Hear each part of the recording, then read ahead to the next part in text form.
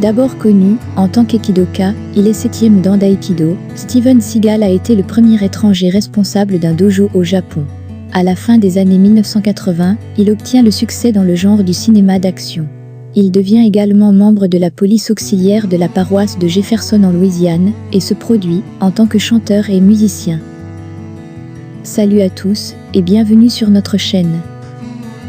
Avant de commencer, dites-nous dans les commentaires le film de l'acteur Steven Seagal qui vous a marqué. Si vous êtes nouveau sur la chaîne, abonnez-vous et activez la cloche de notification pour être au courant de nos prochaines vidéos.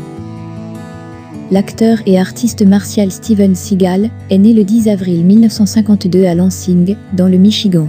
Fils d'une infirmière et d'un enseignant, il commence à étudier les arts martiaux avec Fumio Demura lorsqu'il est enfant.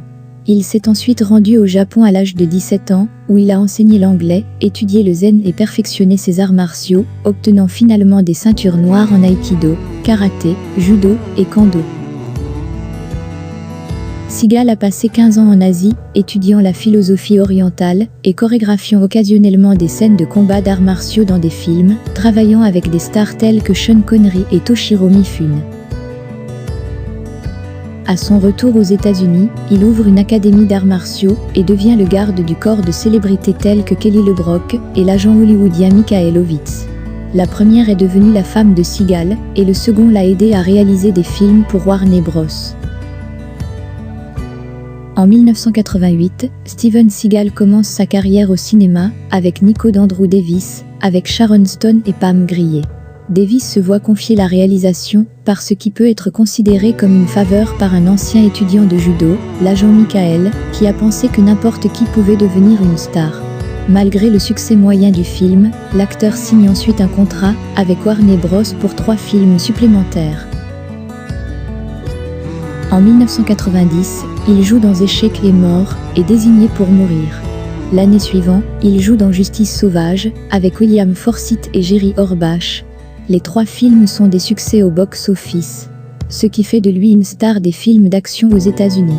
On le cite parfois comme un possible héritier des stars des films d'action des années 1980, comme Sylvester Stallone ou Arnold Schwarzenegger. En 1992, il joue dans Piège en haute mer avec Tommy Lee Jones et Gary Busey.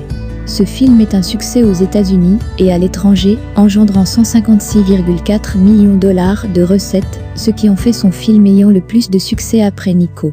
Ce dernier film marque la fin de la période de succès de Seagal au cinéma. En 1994, Steven Seagal est devant et derrière la caméra en interprétant et en réalisant Terrain miné, avec notamment Michael Caine dans la distribution. Film d'action mettant en avant des thèmes comme la spiritualité ou l'environnement, il constitue une brisure pour Seagal par rapport à ses précédents rôles où il interprétait des flics urbains violents. Le film est très mal reçu par la critique. En 1995, il reçoit le Razzie Award du pire réalisateur et est aussi nommé pour celui du pire acteur. En fin 1995, il joue dans la suite de Piège en haute mer, Piège à grande vitesse, avec Maurice Chestenu et Catherine Aigle. Le film obtient un succès moindre que le premier, malgré un budget près de 2 fois supérieur. En 1996, il joue dans L'ombre blanche, un film policier dramatique avec Keenen Ivory Wayans, puis il fait une apparition de 45 minutes dans Ultime Décision, avec Kurt Russell où il joue le colonel Austin Travis, commandant d'une unité d'élite de forces spéciales de l'US Army. En 1997, il joue dans Menace toxique, un film mettant en valeur la défense de l'environnement, avec Marel Jean Berger et Chris Christopherson.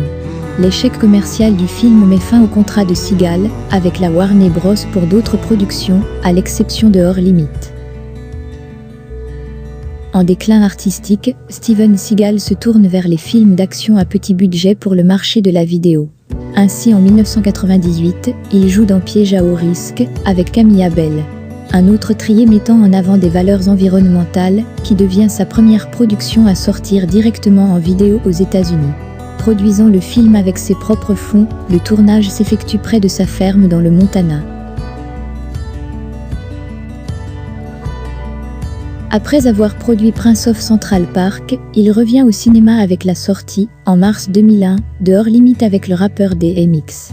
Le film a moins de scènes d'arts martiaux que les films précédents, mais il est un succès commercial, engrangeant près de 80 millions de dollars de recettes dans le monde.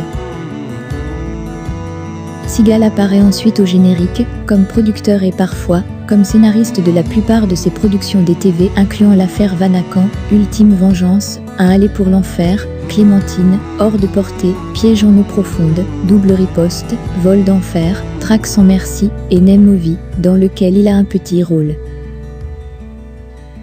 En 2009, il joue dans son premier film d'épouvante, Against the Dark, puis enchaîne avec Le Prix du sang, Sous haute protection et Dangerous Man. Fin 2009, l'acteur s'est essayé à la télévision avec la série Steven Seagal dans l'Oman, qui le montrait travaillant comme shérif adjoint de réserve en Louisiane.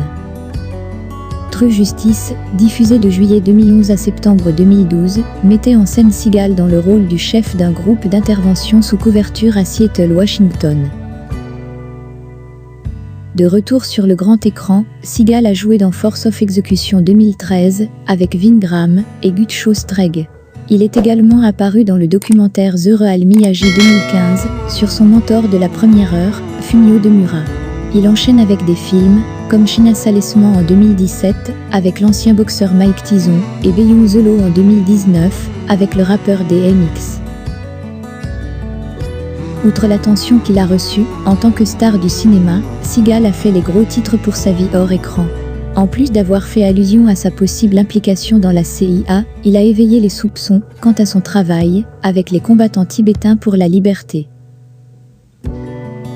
En 1997, Seagal a révélé qu'il avait reçu le titre de Tulku, c'est-à-dire la réincarnation d'un lama bouddhiste de sa sainteté Penor Rinpoché. Malgré le scepticisme, il a toujours été un étudiant du bouddhisme. En 2013, Seagal a de nouveau fait tourner les têtes en raison de sa relation avec le leader tchétchène Ramzan Kadyrov, qui a été accusé d'avoir enlevé et torturé des insurgés islamiques et leurs familles.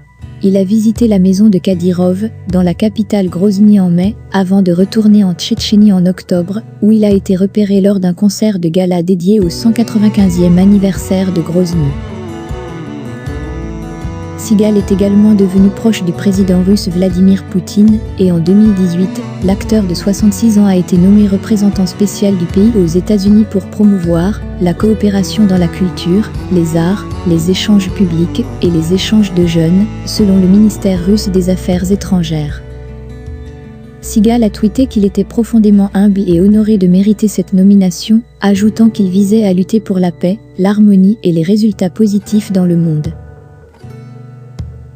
En février 2020, il a été rapporté que Seagal avait accepté de payer 314 000 $ à la Security and Exchange Commission après avoir omis de divulguer sa rémunération pour la promotion d'une offre de Bitcoin sur les médias sociaux.